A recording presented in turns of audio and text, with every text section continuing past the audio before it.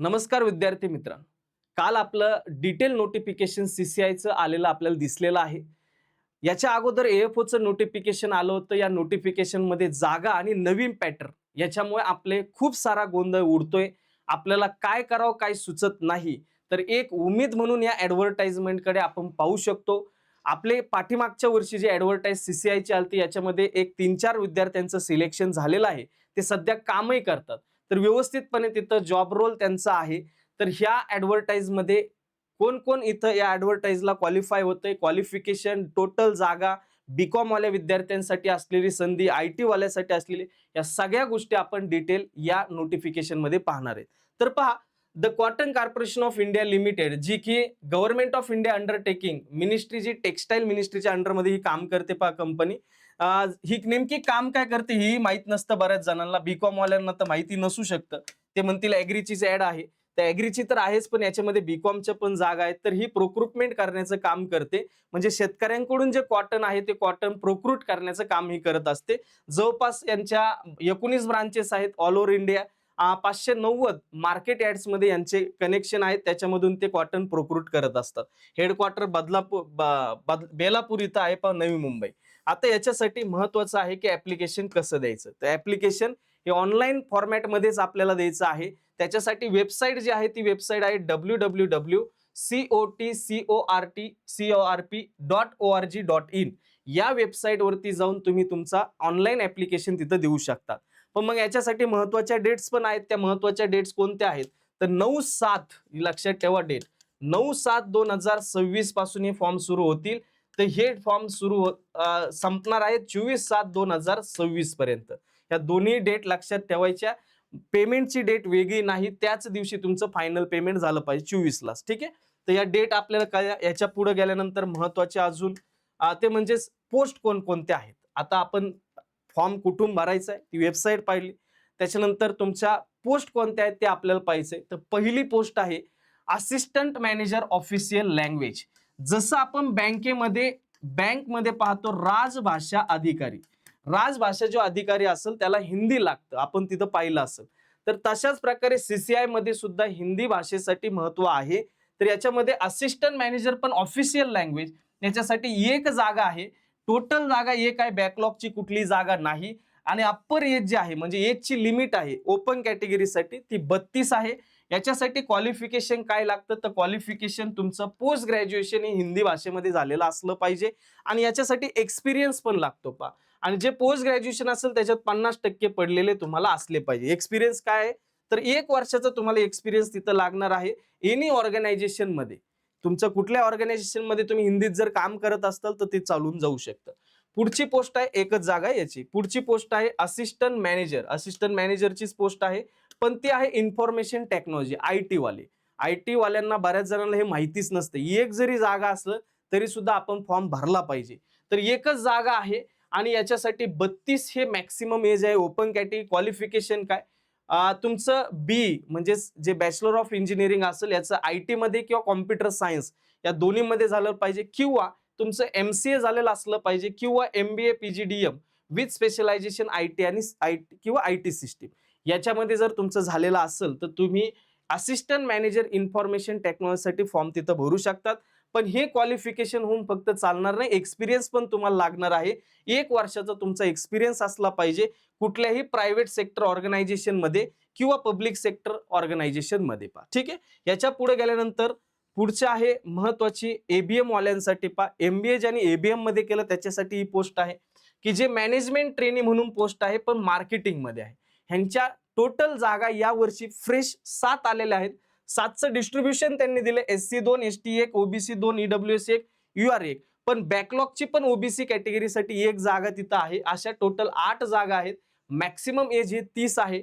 पण MBA तुमचं कशात असलं पाहिजे, ॲग्री बिझनेस मॅनेजमेंट मध्ये असलं पाहिजे, किंवा ॲग्रीकल्चर रिलेटेड जे की तुमचे मॅनेजमेंट बद्दलचा कुठलाही कोर्स असेल जो की इक्विव्हॅलंट असेल ABM ला, MBA ABM ला, त्याला तुम्हाला तिथं प्रेफरन्स दिला जाईल पहा. ठीक आहे. पुढे गेल्यानंतर आता जी महत्वाचे जे की आहे गोष्ट ती म्हणजेच अकाउंट वाले. ज्यांचं B.Com झालंय ना त्या B.Com वाल्यांना माहितीच नसते की अशा पण जागा येतात. मॅनेजमेंट ट्रेनी म्हणूनच जागा आहे पण ती अकाउंट साठी स्पेशल आहे. महावितरण पाहिलं असेल तुम्ही, महाट्रान्सको, या सगळ्या, महाजेनको, याच्यात अकाउंटच्या जागा तुम्ही पाहिल्या असतील. पण सीसीआय मध्ये सुद्धा अकाउंटच्या जागा असतील. त्याच्यासाठी तुम्हाला 5 जागा फ्रेश आल्यात, मागच्या 3 बॅकलॉगच्या आहेत एसटी कॅटेगरीसाठी. अशा टोटल 8 जागा तिथं आहेत. तर एकूण तुमचं जे वयाची अट आहे ती 30 आहे, मॅक्सिमम ओपन कॅटेगरी. तुमचं तिथं सीए किंवा सीएमए कंप्लीट असलं पाहिजे, तेव्हा तुम्ही इथं फॉर्म भरू शकतात. पा सीए तुमचं किंवा सीएमए, बीकॉम वाले नाही, सीए किंवा सीएमए पा. ठीक आहे. पुढे गेल्यानंतर त्याच्यानंतर ज्युनियर कमर्शियल एक्झिक्युटिव्ह पा, जे अत्यंत महत्वाचे आपल्यासाठी. एकूण ज्या जागा आहेत त्या पा किती दिसतात, 50. ऍग्री वाले लक्ष द्या व्यवस्थित. SC 7, ST 4, OBC 14, EWS 5, UR 20. याच्यापैकी तुमच्या बॅकलॉगची इथं नाहीये, परंतु अशा टोटल तुमच्या 50 जागा आहेत. 30 मॅक्सिमम एजचा क्रायटेरिया आहे. ओपन कॅटेगरी ह्याच्यासाठी क्वालिफिकेशन बीएससी ऍग्रिकल्चर, एफओनी मूड ऑफ केलाय, पण इथं संधी आहे, त्याच अभ्यासक्रमावरती आहे. युनिव्हर्सिटी मधून तुम्हाला मार्क्स असले पाहिजे 50% आणि 45% एससी एसटी कॅटेगरीसाठी, आणि ओबीसी आणि ओपन किंवा ईडब्ल्यूएस जे कॅन्डिडेट असेल त्याला मिनिमम 50% तिथं मार्काची अट आहे पा. ठीक आहे. पुढे गेल्यानंतर आहे ज्युनियर असिस्टंट अकाउंट्स पा. आता इथं पा वरची होती तुमची कोणती अकाउंटसाठी, पण ती होती management training. Junior assistant accounts, special account साठी ज्युनियर असिस्टंट, ह्या सुद्धा जागा आहेत 50. लक्षात घ्या, बीकॉम वाले. तर याच्यामध्ये तुमच्या टोटल 50 जागा आहेत. त्याच्यामध्ये डिस्ट्रीब्युशन त्यांनी दिलेलं आहे कोणत्या कॅटेगरीला किती आहे. याच्यासाठी सुद्धा मॅक्सिमम एज हे 30 आहे. याच्यामध्ये तुमचं बीकॉम कंप्लीट असलं पाहिजे. ओपन आणि ओबीसी कॅटेगरी असेल तर 50, 45 जर टक्के तुम्हाला असेल, पण तुमची कास्ट एससी एसटी किंवा पीडब्ल्यूबीडी मध्ये तुम्ही पाहिजे. ठीक आहे. पुढे गेल्यानंतर अजून कुठली पोस्ट आहे, 7 नंबरची ज्युनियर असिस्टंट जनरल, जे की या वरचे जे होते ते स्पेशल होते, त्यांना स्पेशल ग्रॅज्युएशन तिथं वेगवेगळ्या स्ट्रीमसाठी लागत होते.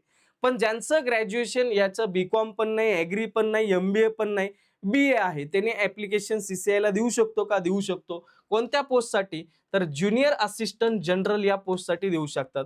याच्या टोटल 29 आणि एक बॅकलॉगची, अशा 30 जागा तिथं तुम्हाला दिसतात, जे की मॅक्सिमम एजचा क्रायटेरिया 30 आहे पा. इथं ग्रॅज्युएशन कोणतं लागतं, any graduate from recognise university with and aggregate 50%. Open OBC category 50%, कुठलंही ग्रॅज्युएशन चालेल. 45% लागेल एससी एसटी ला पा. त्याच्यामुळे फॉर्म भरा. बाकी विद्यार्थ्यांनी पण फॉर्म भरा. ऍग्रीवाल्यांना तर आम्ही कंपल्सरी करतोच, पण ह्यांनी सुद्धा फॉर्म भरले पाहिजेत. जिथे जिथे आपण बसतोय त्यांनी सगळ्यांनी फॉर्म तिथं भरले पाहिजेत पा. ठीक आहे.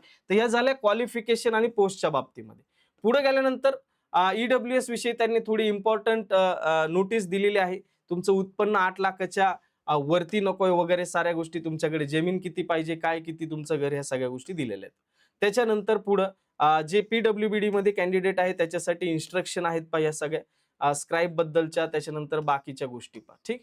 पुढं महत्वाचं आहे ते म्हणजेच काय, तुमचा सर्व्हिस कंडिशन कशा असतात, तुम्हाला पेमेंट किती असते, काय किती असते. आता मी फक्त हायलाइट इथं आपल्या ऍग्रिकल्चर साठी केलंय, पण बाकीच्यांना पण पहा.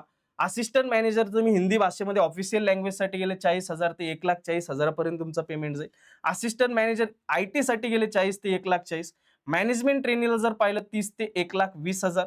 मॅनेजमेंट ट्रेनिंग अकाउंट्सला 30 ते 1,20,000. ज्युनियर कमर्शियल एक्झिक्युटिव्ह जे ऍग्रीवाले पोर असतील तर त्यांच्यासाठी 22,000 पासून 90,000 पर्यंत तुमचं पेमेंट जाईल. ऑन एन ऍव्हरेज जर आपण ते विद्यार्थी सिलेक्ट झाले त्यांना जर विचारलं तर त्यांचं ऑन एन ऍव्हरेज एक 45-46च्या आसपास त्यांचं पेमेंट इन हँड जातं सुरुवातीला पा. ठीक आहे. ते नंतर वाढत वाढत जातं. ज्युनियर असिस्टंट अकाउंटला 22 ते 90 आणि ज्युनियर असिस्टंट जनरलला पण 22 ते 90 पा. ठीक आहे. त्याच्यानंतर प्रोबेशन पिरियड आहे का, तर लक्षात घ्या प्रोबेशन पिरियड आहे 12 महिन्याचं. प्रोबेशन पिरियड म्हणतोय, 1 वर्षाचा तुमचा प्रोबेशन पिरियड असणार आहे, हे लक्षात ठेवा जॉईनिंग झाल्यापासून. त्याच्यानंतर बॉन्ड आहे का, नोकरी सोडायची असेल तर बॉन्ड आहे का, तर आहे. तर बॉन्ड काय आहे, तुम्हाला मिनिमम 3 वर्षाचं तिथं काम करावं लागेल. जर 3 वर्षाच्या आतमध्ये जर सर्व्हिस सोडली तर तुम्हाला 3 महिन्याचं बेसिक जे पेमेंट असेल, बेसिक पेमेंट, ते बेसिक पेमेंट तुम्हाला तिथं पे करावं लागेल. त्याच्यानंतर ऑर्गनायझेशन सोडता येईल पा. ठीक आहे. त्याच्यानंतर इलिजिबिलिटी कंडिशन्स काय आहे, तुम्ही नॅशनॅलिटी आपली पाहिजे, म्हणजे तुम्ही नागरिक पाहिजे. दुसरं एजचा क्रायटेरिया पहा, 18 तुमचं मिनिमम एज पाहिजे. मिनिमम 18 एज पाहिजे. मॅक्सिमम तुम्हाला तिथं सांगितलेलं वेगवेगळ्या पोस्टसाठी तिथं दिलेलं आहे मॅक्सिमम एज किती लागेल. तर त्या मॅक्सिमम एज पर्यंत तुमचं वय असलं पाहिजे आणि मिनिमम 18च्या पुढे तुम्ही असले पाहिजे. तुम्ही तिथं फॉर्म देऊ शकता. दुसरं, याच्यामध्ये जर ओबीसी कॅटेगरी असेल तर किती रिलॅक्सेशन आहे, तर तुम्हाला ओबीसी कॅटेगरीला 3 वर्षाचं आहे हे लक्षात घ्या. एससी आणि एसटी यांच्यासाठी 5 वर्षाचं आहे. एससी एसटी यांच्यासाठी 5 वर्षाचं आपल्याला दिसतं पहा. ठीक आहे. पीडब्ल्यूडी साठी 10 वर्षाचं आपल्याला दिसतं. किती वर्षाचं? 10 वर्षाचं. ठीक आहे. पुढे गेल्यानंतर सगळ्यांना दिलेलं आहे पहा इथं तुमचं असिस्टंट मॅनेजर साठी ओबीसी साठी ते वरतीच सांगितलंय मी. त्याच्यानंतर जर समजा ज्युनियर कमर्शियल एक्झिक्युटिव्ह साठी जर पाहिलं आपण तर एससी एसटी साठी तुमचं जे क्रायटेरिया असेल ते 5 वर्षाचा आहे आणि रिलॅक्सेशनचा आणि ओबीसी साठी 3 वर्षाचा आहे पहा. ठीक. ते रिलॅक्सेशन तुम्हाला माहिती आहे. इथं दिलेलं आहे पहा. एससी एसटी साठी 5 वर्ष, ओबीसी साठी 3 वर्ष, पीडब्ल्यूबीडी साठी 10 वर्ष, एक सर्व्हिसमॅन 3 वर्ष पहा. त्याच्यानंतर पुढे गेल्यानंतर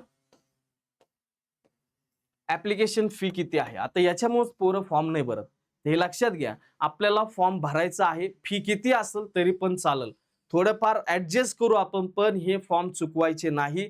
नोकरी आपल्यासाठी महत्वाची असेल पा. ते आता जनरल कॅटेगरी, ईडब्ल्यूएस कॅटेगरी आणि ओबीसी कॅटेगरी ह्यांच्यासाठी जी टोटल फी आहे जीएसटी बीएसटी सगळं धरून 1770 रुपयापर्यंत जाणार. 1770, 2000 रुपये याच्यातच जाणार आहे, 1500च्या वरच आहे ती फी. त्याच्यामुळं 1770 धरून आपल्याला चालणार फी लागणार आहे. एससी एसटी आणि एक सर्व्हिसमॅन पीडब्ल्यूबीडी जर असेल ह्यांच्यासाठी टोटल फी लागणार आहे 590. 1770 आणि 590 या फीज आपल्याला लक्षात ठेवायच्या. फी मुळे आपण फॉर्म नाही भरणार असं करू नका. फी मुळे फॉर्म नाही भरणार असं करू नका. ठीक आहे. पुढे गेल्यानंतर मोड ऑफ ए पेमेंट जे असेल पा ऑनलाईन मोड मध्येच तुम्ही पेमेंट करू शकतात. पुढे गेल्यानंतर ऑफलाईन काय पेमेंट आपल्याला करायचं नाहीये. हाऊ टू अप्लाय कसं करायचं हेच मी सांगितलंय की या वेबसाईट वरती जाऊन रिक्रुटमेंट या कॉलम वरती जाऊन तुम्ही तिथं फॉर्म भरू शकतात. 24/7/2026 ही डेट लक्षात ठेवा की जी लास्ट डेट असणार आहे पा. ठीक आहे. दुसरं, मोबाईल नंबर आणि तुमचं जे काही ईमेल आयडी जे असेल ती व्हॅलिड द्या, कारण सगळ्या गोष्टी त्याच्यावरतीच येणार आहे पा. ठीक आहे. पुढे गेल्यानंतर महत्वाचं अजून काय, हा एक्झामिनेशन सेंटर पा. ह्याच्यामुळे एक फॉर्म भरत नाही की आपले जे एक्झाम सेंटर असेल सीसीआय ला कुठं असतात, पुणे संभाजीनगर वगैरे नसते, तर आपल्या महाराष्ट्रात एकच आहे, मुंबई आणि नवी मुंबई. हे तुमचे 2 सेंटर असतील, मुंबई किंवा नवी मुंबई, ह्याच्यामध्ये तुमचं सेंटर येईल, तिथं आपल्याला जायचं आहे. तुम्ही जर समजा नांदेड साईडचे असेल तर हैदराबादला जाता येत असेल तर तिकडे जा. ठीक आहे. पुढे गेल्यानंतर महाराष्ट्रामध्ये एकच आहे. पुढे अजून महत्वाचं काय आहे ते म्हणजे तुम्हाला जर समजा तुम्ही सर्व्हिस करत असताल आणि हा फॉर्म भरत असताल, तुम्ही पीएसयू सेक्टर मध्ये असताल, गव्हर्नमेंट जॉबला असताल, तर तुम्हाला नॉन ऑब्जेक्शन सर्टिफिकेट तिथं लागणार आहे. त्याच्याशिवाय तुम्हाला तिथं कन्सिडर केलं जाणार नाही. जर नसेल तर कॅन्डिडेचर कॅन्सल होईल, त्यांनी स्पष्ट सांगितलेलं आहे. पुढे गेल्यानंतर मिनिमम क्वालिफाईंग पर्सेंटेज लक्षात घ्या. नुसता पेपर द्यायचा आहे, पास व्हायचं असं नाहीये, तुम्हाला क्वालिफाय व्हावं लागेल. तर मिनिमम क्वालिफाईंग त्यांनी क्रायटेरिया दिलाय. ओपन, ईडब्ल्यूएस, ओबीसी यांच्यासाठी 100 जर मार्काचा जर पेपर जर झाला त्याच्यात 40% तुम्हाला म्हणजे 40 मार्क पडले पाहिजेत. एससी एसटी पीडब्ल्यूडी एक सर्व्हिसमॅन असेल तर 35 मार्क तिथं पडले जर 100चा पेपर असेल तर. ठीक आहे. तर 40% आणि 35% हे तुमचे मिनिमम क्वालिफाईंग मार्क्स तिथं असले पाहिजेत. त्याच वेळेस तुमचा विचार केला जाईल पुढच्या प्रोसेससाठी. ठीक. पुढे गेल्यानंतर पा अजून महत्वाचं काय आहे, महत्वाचं आहे जॉब प्रोफाईल आणि पोस्टिंग कुठे भेटेल, ऑल ओव्हर इंडिया तुमची पोस्टिंग असेल.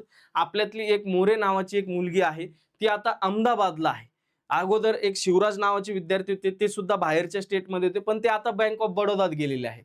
तर म्हणजेच आपल्याला पोस्टिंग ही जी असेल ऑल ओव्हर इंडिया तुम्हाला दिसते, हे लक्षात ठेवा. इथं आपण हे नाही म्हणायचं की मला महाराष्ट्रातच पोस्टिंग. दुसरं त्यांनी सरळ मेन्शन केलं रुरल एरियात पण पोस्टिंग असू शकते, तर तिथं तुम्हाला काम करावं लागेल. पुढं महत्वाचं आहे की ते म्हणजे असिस्टंट मॅनेजर ऑफिशियल लँग्वेज, याच्यामध्ये पॅटर्न काय असेल तर पॅटर्न पहा, त्यांनी सगळ्या पोस्टसाठी पॅटर्न तिथं दिलेला आहे. तर पॅटर्न काय आहे तर तुमचा सगळ्या पोस्टसाठी एक गोष्ट लक्षात घ्या की याच्यामध्ये निगेटिव्ह सिस्टीम आहे का, तर निगेटिव्ह सगळ्या पोस्टला आहे. 0.25 मार्क्स हे तुमचे निगेटिव्ह मार्किंग असणार आहे पहा. ज्यावेळेस तुम्ही ऑफिशियल लँग्वेज असिस्टंट मॅनेजरला फॉर्म भरताल त्यावेळेस तुमचा टोटल 120 मार्काचा पेपर होईल आणि ह्या 120 मार्काचा पेपर 5 भागात डिवाइड केला जाणार आहे. पहिलं तुमचं क्वांट, रिझनिंग, इंग्लिश हे तर टॉपिक तुम्हाला तिथं असणारच आहे. मग ते लँग्वेजचं असेल असिस्टंट मॅनेजर तरी पण. त्याच्यासाठी प्रत्येक प्रश्नाला 1-1 मार्क आहे. 15 मार्क क्वांटला, 15 मार्क इंग्लिशला, 15 मार्क रिझनिंगला. त्याच्यानंतर जनरल नॉलेजसाठी परत 15 मार्क असणार आहे. त्याच्यानंतर पुढं सब्जेक्ट नॉलेज म्हणजे जे हिंदीचं नॉलेज असेल त्याच्यासाठी 60 क्वेश्चन्स, 1 मार्क म्हणजे 60 मार्काला क्वेश्चन असेल. त्याच्या पुढं हिंदीसाठी काय काय आहे ते त्यांनी सिलेबस दिलेला आहे पहा. ठीक आहे, ते एकदा पाहून घ्या. त्याच्यानंतर असिस्टंट मॅनेजर IT साठी तुम्हाला पुन्हा इथं 120 मार्काचा पेपर असेल. 0.25 निगेटिव्ह मार्किंग असणारच आहे आणि याच्यामध्ये क्वांट रिझनिंग असणार आहे. म्हणजेच तुम्ही बँकिंगचा स्टडी करा बाळांनो, सगळ्या गोष्टी इथं कव्हर होतील. Quant reasoning English. पुढे गेल्यानंतर तुमचं 5वा जो टॉपिक असेल जनरल नॉलेज त्याच्यात ऍड होईल. जनरल नॉलेज मध्ये सुद्धा 10 मार्क असतील. पण 5वा जो स्पेशल टॉपिक ऍड होईल ते कॉम्प्युटर त्याच्यामध्ये नॉलेज तुमचं ऍड होईल पहा. तुम्ही जे शिकलात त्या सगळ्या गोष्टी तिथं ऍड होतील. याच्यामध्ये सगळ्या काय काय गोष्टी तुम्हाला लागणार आहेत त्या गोष्टी दिलेल्या आहेत. 15 मार्कला ते तुमचा पेपर असेल. ठीक आहे. त्याच्यानंतर पुढं त्याच्यानंतर 6वा जो पार्ट आहे पहा, हे तुमचं बेसिक नॉलेज होतं कॉम्प्युटरचं. 6वा जो आहे तुमचं जे IT वाले जे मुलं असतील त्यांचं जे डिग्रीचं नॉलेज असेल ते 60 मार्कला असेल. पुढे गेल्यानंतर अजून महत्वाचं काय, मॅनेजमेंट ट्रेनिंग मार्केटिंगसाठी 120 मार्क निगेटिव्ह मार्किंग असेल. त्याच्यामध्ये तुमचे जवळपास 6 सेक्शन असतील. 5 सेक्शन मध्ये क्वांट रिझनिंग इंग्लिश कॉम्प्युटरचं नॉलेज हे तुमचे ऍड होतील आणि त्याच्यानंतर सब्जेक्ट नॉलेज त्याच्यामध्ये तुम्हाला हे सगळ्या गोष्टी दिलेल्या आहेत. मार्केटिंग मध्ये पहा ऍग्रिकल्चर, जे की मार्केटिंगच्या बेसिसवर ज्याचं ऍग्री बिझनेस मॅनेजमेंटच्या बेसिसवर फॉर्म भरणार आहे त्यांना ऍग्रिकल्चरचे टॉपिक आहेत पहा. तर ते तसे 60 क्वेश्चन्स तुमचे असणार आहेत पहा. ठीक आहे. पुढे गेल्यानंतर ते म्हणजेच अकाउंटचे जे काही सेक्शन असेल ते पण 120 मार्काचा पेपर होईल. तुमचे क्वांट रिझनिंग इंग्लिश, त्याच्यानंतर कॉम्प्युटरचं नॉलेज बेसिक आणि त्याच्यानंतर तुमचं मेन बीकॉम वाले जे टॉपिक असतील त्या गोष्टी तिथं दिलेल्या आहेत पहा. त्या तुम्ही पाहून घ्या, त्या 60 मार्कला. त्याच्यानंतर कमर्शियल एक्झिक्युटिव्ह जे ऍग्रीवाले मुलं असतील 120 मार्काचा आपला पेपर असेल. 0.25 निगेटिव्ह मार्किंग असेल. ह्याच्यामध्ये क्वांट रिझनिंग इंग्लिश तर आहेच, जे आपण करतोय तेच ते आहे. त्याच्या व्यतिरिक्त जनरल नॉलेज पण आहे. जनरल नॉलेज मध्ये काय, इंडियन जिओग्राफी, भारताचं भौगोलिक जे काय भूगोल ज्याला म्हणतो भारताचा भूगोल तो, Indian trade economy, current affairs world आणि इंडियाचे, scientific research, award, sports, world geography, या सगळ्या गोष्टीवरती प्रश्न असतील. ते तुम्हाला जनरल नॉलेज मध्ये 10 मार्कला असतील आणि त्याच्यानंतर आपलं कॉम्प्युटरचं सुद्धा नॉलेज पाहिजे ते 15 मार्कला असेल. ठीक आहे. कॉम्प्युटरमध्ये काय काय करायचं ते दिलंय. आणि 6वा जो टॉपिक असेल जो 60 मार्कला असेल याच्यामध्ये ऍग्रिकल्चर मध्ये काय येणार आहे, तर पहिला आहे ऍग्रिकल्चर मार्केटिंग. ऍग्रिकल्चर मार्केटिंग पा ट्रेड आणि प्रॅक्टिसेस. दुसरा आहे farm power machinery, agriculture entomology, क्रॉपचे pest and their management, agriculture microbiology, soil microbiology, agriculture agronomy, field crops, weed management, organic farming, agricultural farming, dimension of agriculture farming. त्याच्यानंतर cotton procurement आणि cotton area production, yield आणि cotton scenario both domestic आणि international cotton पा. आता याच्यामध्ये सगळं आपल्या ऍग्रीच आहे, पण एक्स्ट्रा तुम्ही याच्यात काय करतात, सॉइल मायक्रोबायोलॉजी काढतात. त्याच्यानंतर लगेच तुम्ही काय करतात, ऍग्रिकल्चर मायक्रोबायोलॉजी काढतात आणि त्याचा अभ्यास सुरू करतात. कॉटनचा प्रोक्रुटमेंट लगेच अभ्यास सुरू करतात. लक्षात ठेवा, आता तुमचा जो सध्या स्टडी सुरू आहे तोच ठेवायचा आहे.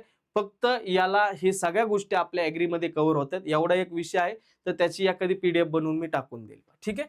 पुढं ज्युनियर असिस्टंट अकाउंट्स वाले लक्षात घ्या, तुमचा पेपर हा 120 मार्काचा असेल. Quant reasoning English, general knowledge, कॉम्प्युटरचं बेसिक नॉलेज आणि तुमचं जे काही अकाउंटचे सेक्शन मधले जे विषय होते बीकॉमला त्या विषयावरती प्रश्न राहतील. 60 क्वेश्चन्स पहा.